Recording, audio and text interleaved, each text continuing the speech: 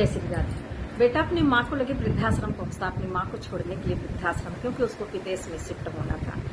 वहां जब पहुंचता है तो संचालिका नहीं रहती है, वृद्धाश्रम के जो मेन होता है वो नहीं थी, वो बाहर कहीं गई हुई थी। तो वहां के कर्मचारी बोले आज एडमिशन नहीं हो सकता, कल होगा।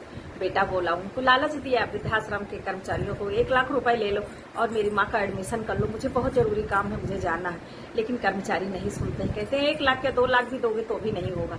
उनको बोलते हैं कि आप रात यहीं रुक जाइए, सुबह मैडम आ जाएंगे, एडमिशन हो जाएगा। अब रात में उनको मजबूरी वहां रुकना पड़ता है और वो परेशान होकर इधर उधर घूमता रहता है। तो माँ उसको देखती परेशान अपने बेटे को कि मेरा बेटा कितना परेशान है, और सोचती है कि क्या ये वही बेटा है जिसके लिए मैंने कितनी मुसीबत सही और आज ये मुझे वृद्धाश्रम छोड़ने के लिए आया।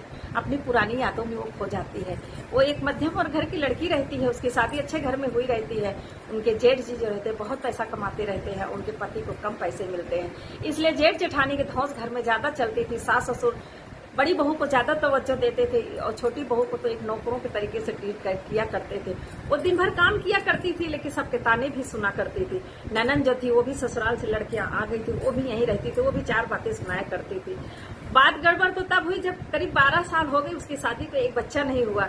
तो अब उसके ऊपर एक लेवल और लग गया कि बाझन है, एक बच्चा भी नहीं पैदा कर सकती है। वो बहुत परेशान है, दिन भर घर के कामों से नहीं थकती थी जितना लोगों के तानों से वो थकने लगी। फिर बहुत मान मनौती के बाद एक लड़का हुआ। अभी लड़का 2 ही महीने का हुआ था कि उसके पति का कार एक्सीडेंट में मृत्यु हो गई। अब वो परेशान हो गई कि अब क्या करे। जब इधर समय खराब हुआ था, जेठ जेठानी ने अपना अलग आशियाना बसा लिया और ननन जो थी वो भी अपने पति से समझौता करके अपने घर चली गई और सास ससुर कुछ दिन बाद उनका भी देहांत हो गया। अब अकेले पहाड़ ऐसी जिंदगी। अब वो सोचे मैं अपनी जिंदगी कैसे काटूंगी, अपने बच्चे को कैसे पालूंगी। लेकिन वो हिम्मत नहीं हारी, घर घर काम करके उसने अपने बच्चे को पाला पोसा और पढ़ाने की उसकी तैयारी की। पढ़ाया लिखाया, बच्चा भी पढ़ने में तेज, अच्छा पढ़ लिख के वो भी अच्छी एक कंपनी में काम करने लगा। जब जहाँ काम करता था वहीं वो एक लड़की से उसको प्यार हो गया। अपनी माँ को बताया, माँ ने कहा जिस लड़की की खुशी के लिए मैंने अपनी पूरी जिंदगी बिता दी, उस लड़की की खुशी की, उसकी पसंद की लड़की से शादी करने में कोई हर्ज नहीं है। शादी कर देते हैं और लड़की जैसे ससुराल आती है वो अपनी कंपनी का काम भी छोड़ देती है और घर का भी काम कुछ नहीं करती। दिन भर घुमा करती तो अपनी सहेलियों के साथ, और ज्यादा होता था तो अपनी माँ के पास चली जाती थी। ऐसे ही उसकी दिनचर्या होती थी। माँ अगर किसी काम के लिए कहती थी तो माँ को सिर्फ बातें सुनने को मिलती थी। माँ अपने बेटे से भी कुछ नहीं कह पाती थी, क्योंकि बेटा तो अपनी पत्नी का दीवाना था, वो उसकी कोई बात सुनता भी नहीं था, वो सिर्फ माँ में अपनी कमियां ढूंढता था। माँ परेशान थी और सोची कि चलो शायद मेरी यही किस्मत है। अपनी किस्मत मान के वो दिन पर काम किया करती थी कि जन्म से मुझे काम ही करना है, कोई बात नहीं। अब ऐसा हुआ कि बहू के माँ बाप ऑस्ट्रेलिया में शिफ्ट हो गए। अब बहू का दिमाग खराब होने लगा कि जब मेरे माँ बाप यहाँ से चले गए तो मैं यहाँ क्या करूंगी रह के। अपने पति पे दबाव डालने लगी कि आप भी ऑस्ट्रेलिया चलिए, यहाँ क्या रखा। उसके बच्चे भी अपने पापा पे दबाव डालने लगे, पापा आप नौकरी ऑस्ट्रेलिया में करिए, यहाँ क्या रखा है। अब ऐसा संजोग हुआ कि उसकी कंपनी में उसका ट्रांसफर ऑस्ट्रेलिया कर दिया। दुगनी तनख्वाह के लालच में लड़का भी सोचा कि चलो चलता हूँ, वहीं नौकरी करता हूँ। अब खुशी हो गई, तैयारी होने लगी। जब वीजा पढ़ने का टाइम आया, जब वीजा पढ़ने के लिए दिया गया तो उसकी माँ का वीजा कैंसिल हो गया। लड़का परेशान हो गया क्योंकि वो अपनी माँ को अपने साथ ही रखना चाहता था। लेकिन अब वीजा कैंसिल हो गया तो करे क्या। तो पत्नी ने कहा 2 साल बाद फिर ट्राई करेंगे, अभी माँ को वृद्धाश्रम छोड़ दो, फिर ट्राई करेंगे, अगर हो जाएगा तो फिर माँ को ले जाएंगे। लड़का भी बात मान जाता है और लेके अपनी माँ को वृद्धाश्रम पहुंचता है। वहां पे जब रुकता है, देखता है कि एडमिशन नहीं हो रहा है तो रात उसको वहां रुकना पड़ता है। और माँ की याद तब टूटती है जब आके कोई आवाज देता है कि चलिए खाना खाइए। जब वहां खाना खाने के लिए जाते हैं तो बड़ी सी लंबी सी मेज लगी रहती, वहां एक साथ नियम था, सब कोई खाना खाते हैं। तो वहां लड़के ने देखा कि सबको पकड़ के लाया जा रहा था, सब खाना खाने के लिए अच्छा खाना भी था, और जो चलने फिरने में असमर्थ थे उनको ले जाके उनके पास दिया जाता था या तो उनको पकड़ के लाया जाता था, सहारा दे के लाए थे। बहुत खुश था कि शायद मेरी माँ का भी यहाँ ध्यान अच्छे से रखा जाएगा। खाना न खाने के बाद जाके सोए। सुबह हुई, सुबह संचालिका आ गई, एडमिशन हो गया। जब वो जाने लगा तब उसकी माँ ने कहा बेटा अपना ध्यान रखना, ध्यान से जाना, रास्ते में कुछ खा पी लेना। उस बेटे के लिए सोच रही थी जो बेटा उसको वृद्धाश्रम छोड़ने आया था। घर पहुंचता है, वहां उसकी पत्नी उसके ऊपर गुस्सा होने लगती, कहती तो आपने बहुत देर लगा दी। उसने कहा मेरी माँ का एडमिशन नहीं हो रहा था, क्योंकि संचालिका थी नहीं, वो बाहर कहीं गई हुई थी। आई नहीं, तभी एडमिशन हुआ, तभी तो मैं आया। तो बोली छोड़ के चले आते, का कहीं भाग जाती, बच्चा थोड़ी था, एडमिशन आज नहीं तो कल तो हो ही जाता।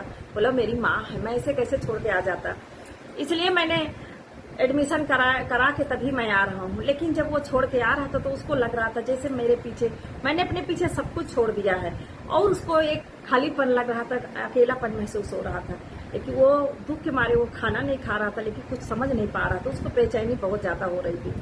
रात में सोया, उसको नींद भी नहीं आ रही थी।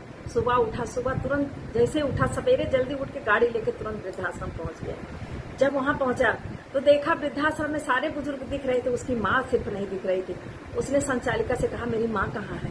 बोली तुम्हारी माँ तो शायद मंदिर गई हुई है, आज बच्चे के लड़के का कोई व्रत है, तो वही बहुत कठिन व्रत है, उसको उन्होंने रखा है और मंदिर गई है पूजा करने अपने बेटे की लंबी आयु के लिए, उसकी खुशी और समृद्धि के लिए। बेटा रोने लगा, बोला मैं कैसा बेटा हूँ, उस माँ को मैं छोड़ के जा रहा हूँ, गया था जिस माँ ने मेरे लिए अभी भी व्रत रखा है और मेरी लंबी आयु, मेरी सुख सुविधाओं के लिए इतना वो भगवान से वरदान मांग रही है। देखता है कि माँ पूजा की थाली हाथ में लेके आती रहती है। माँ को देखते ही माँ चिल्लाता हुआ जाके माँ से लिपट जाता है। माँ कहती है क्या हुआ बेटा, तुम वापस आ गए? बोले माँ चल, यहाँ तू नहीं रहेगी, मैं तेरे बिना नहीं रह सकता हूँ। माँ कहती नहीं बेटा, तेरी बहू परेशान होगी, वो तुम लोगों को बाहर जाना। बोले नहीं माँ, मुझे कहीं नहीं जाना, बस तू चल। संचालिका से मिलकर लिखा पढ़ी करके अपनी माँ को लेके घर वापस आता है। जैसे बहू देखती है अपनी की सासू माँ आ गई है तो वो एकदम गुस्सा हो जाती है। बच्चे भी उलझन करने लगते हैं कि देखो पापा फिर लेके चले आए। तो लड़का अपनी पत्नी से कहता है कि तुम्हें जहाँ जाना हो जाओ, मैं कहीं नहीं जाऊंगा, अपनी माँ के साथ मैं यहीं रहूंगा। तो पत्नी कहती है कि नहीं आप चलिए, हम कैसे वहाँ, हमारा बहुत अच्छा है, सब करके अपनी माँ बाप के लिए वो परेशान होती है। और उसके बच्चे भी कहते हैं कि पापा इतना अच्छा मौका आप हाथ से गंवा रहे हो। तो उसका पिता कहता है अपने बच्चों से क्या तुम अपनी माँ को छोड़ सकते हो?